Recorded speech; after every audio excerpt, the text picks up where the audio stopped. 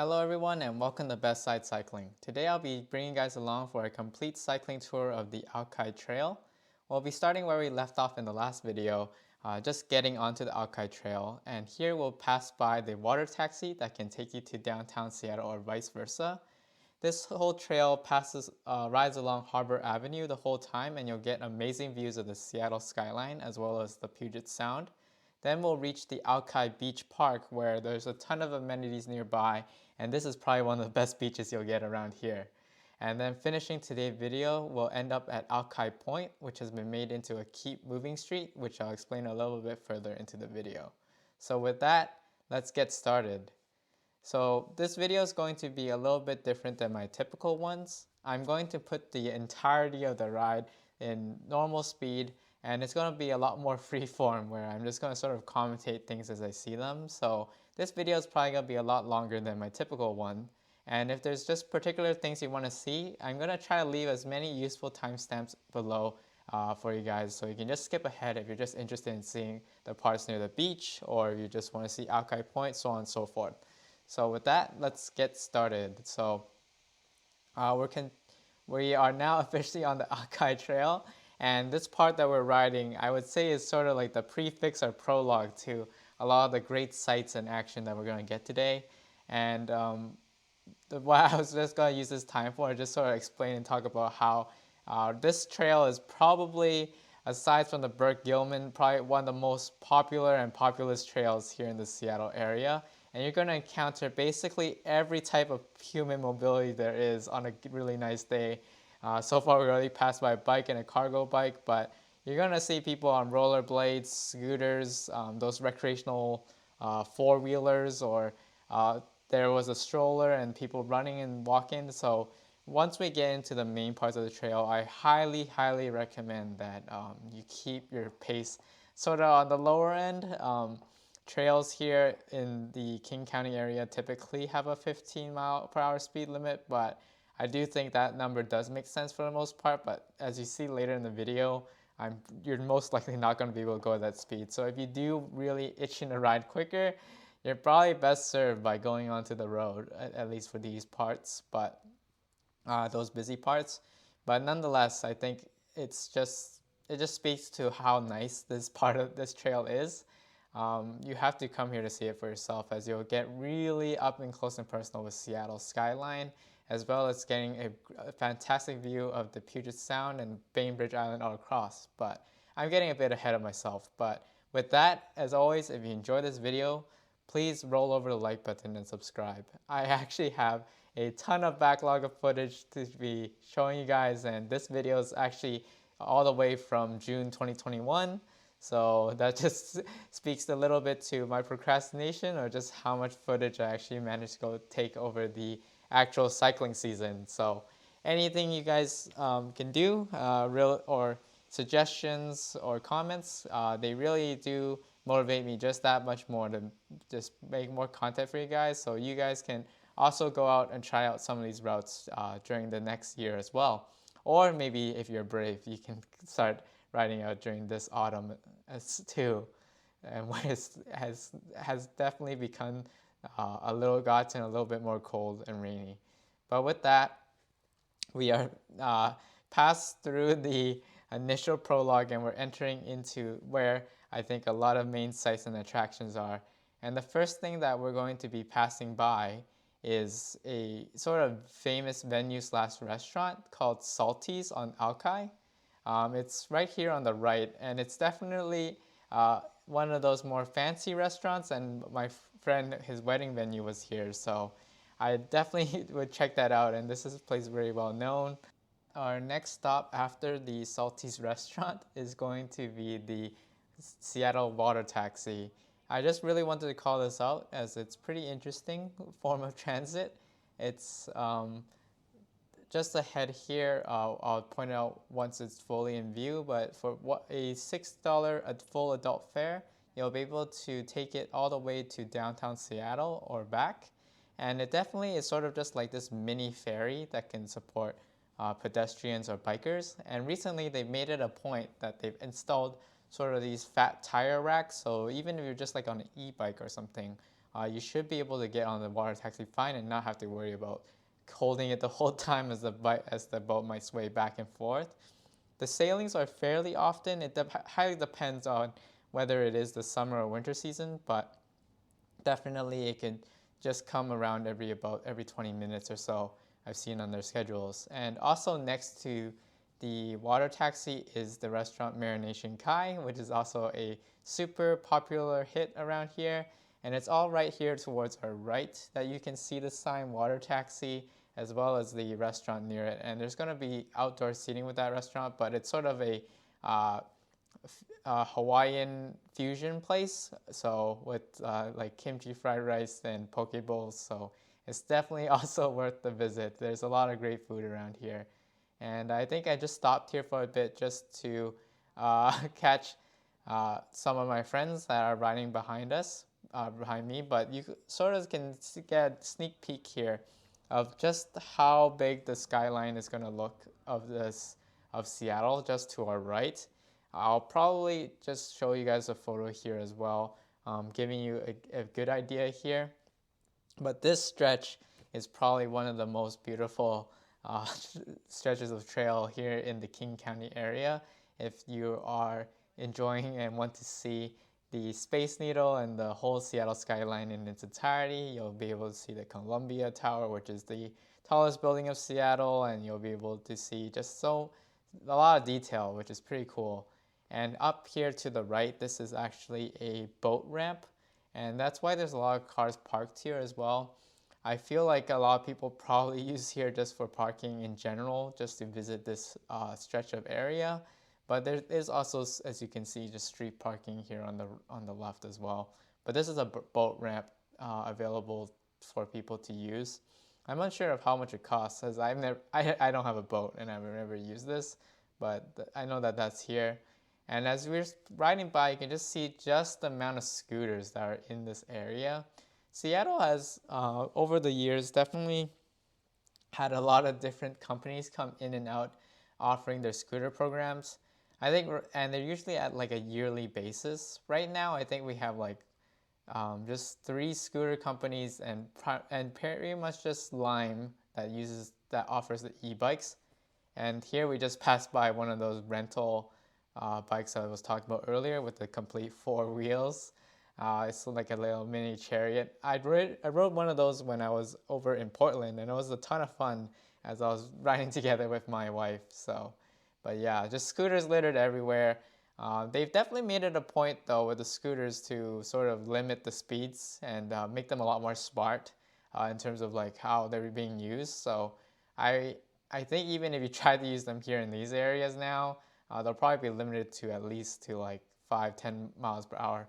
And you can also catch on the right side. I'm not sure if that is, but it very well could be the Bainbridge Island Ferry. As we ride here and we get to the other side, curving around this bend, right across the water is just it's just Bainbridge Island. So that's very likely the ferry that's going from the ferry terminal that's right near where this the last video started and where we connected from. And you would be able to take a bike on that as well. You do have to pay a fare to get to Bainbridge Island, but coming back is free, so that's nice. But with this, we're just continuing along our ride here. We still haven't reached the insanely busy parts of the actual Alki Beach, but I assure you we're going to get there. During this whole part here, definitely just take in the views of the Seattle skyline and everything else that comes with it here before we encounter a little bit of the craziness that is Alki Beach.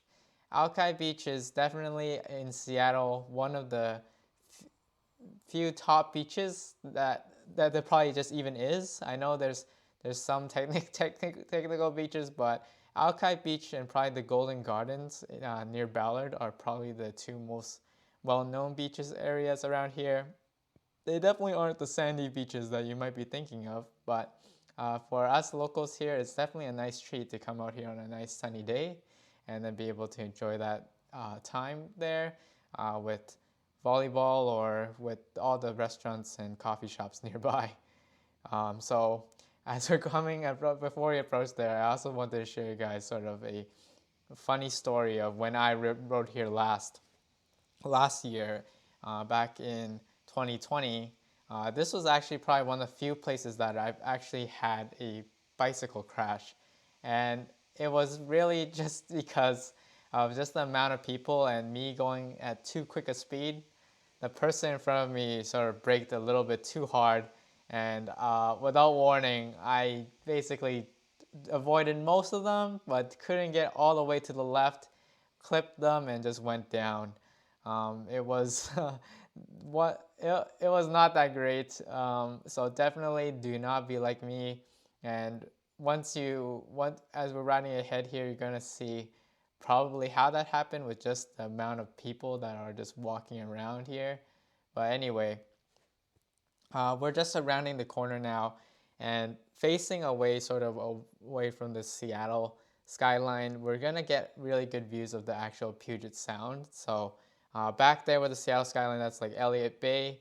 But here, like you'll get like a lot more views of the Bainbridge Island, and a little bit just seeing sort of like what comes over ahead to the west with like the Olympic National Park or the Kitsap sort of area underneath, directly underneath in the immediate foreview. But we're going to be approaching the Alki Beach very, very soon as we're riding along here. And you'll be able to tell just with these vehicles coming about now and just the amount of street parking and car traffic that's here. There's just so many people that love visiting this area, including myself. It's definitely worth the trip as yeah, you can come here and you can definitely just take one of those all these sort of fun bikes that we're seeing now and passing by now are just for rentals, and they'll let you ride up and down this trail. Or there's a lot of nice restaurants and coffee shops here, just all along the beach. So definitely recommend that. And with all these benches and stuff, it's just letting people enjoy the great views. So here we're going to start passing up by these rental bikes, and we're going to be really entering the main parts of this beachfront walkway and trail. There's going to be a lot of things to point out, but I'll definitely do my best to give my thoughts and recommendations. Also, I'll say that if you continue riding along here, you'll also not captured in this video is you'll make it your way to Lincoln Park, and that's also a really fantastic destination that's not going to be in this video today, but definitely is worth the riding too. So we're here at Alki Beach, and we're starting to see the sand here to our right. There's many cool attractions here to call out, one of which is that they actually do have beach volleyball courts here that are available for rentals. So you'll see on our right definitely a few courts and a lot of people playing there. I think for most, definitely is just having a beach day is the most attractive part about being here, especially being in the Pacific Northwest where we're not really known for having our own tropical climates or beaches. Having this with just sweeping views of just all the nearby islands or peninsulas or the Seattle is just really fantastic. And yeah, here's those courts I was talking about. Other things around here is basically there's going to be a whole row of shops filled with sort of coffee or restaurants. They're all really centered here. All along, otherwise, it's just going to be maybe like cottages or homes that people have. Also, I believe here they have some types of rentals with sort of kayaks or getting people ready for aquatic sports. So that's really worth checking out. But yeah, as I'm getting here, I'm really slowing down just due to the number of people around, and this is going to be as crowded and as busy parts as it gets. So definitely, if you're here trying to use a commute, I would highly recommend you take the road probably even slightly before this part, as I'm just trying to navigate between these pedestrians. There's going to be an assortment of restaurants and coffee shops and everything along here. I would say definitely one of my favorites is the Homefront smoothies and ice cream. And that's it definitely hits the spot when you're doing a long ride and you end up there and being able to just enjoy that ice cream as you're right by the beach. But definitely there's just so many different things here to try out. I know that there's a ton of seafood, there's Mexican food, and all sorts of things, which definitely just makes this venue a great place for a lot of people, a lot of Seattleites, just to ride over with their friends, enjoy sort of all the amenities here. As you've sort of seen, there's like a ton of bike parking everywhere and racks, so that's not really concerning with and so many people, and everyone's generally eating outside anyway, so you can really stay close to your bikes. But it's definitely one of the most bike-friendly and open places that you'll find here in Seattle. But with that, we're passing by the sort of the main shops, and we're continuing towards Alki Point. One last sort of tourist attraction as well that's not as well known is that there's actually a Statue of Liberty here, and you can actually see it on the right. This slight figure pointing their hands upwards. If you ever get a chance to come here and see it yourself, right there she is. You'll also get to say you visit the Statue of Liberty here in Seattle somehow. With that, I think things here definitely start to open up a bit as the official sort of waterfront path ends, and we have this sort of wide cycle track, 2-lane bicycle lane, as long as a sidewalk to the side of it. So this will continue on for a while till we transition right before Alki Point and the lighthouse, which is also a pretty fun tourist destination around here.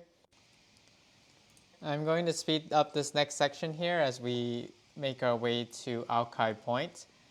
This basically signals near the end of the Alki Trail, as this bike lane will soon end and then just turn into a residential road up ahead.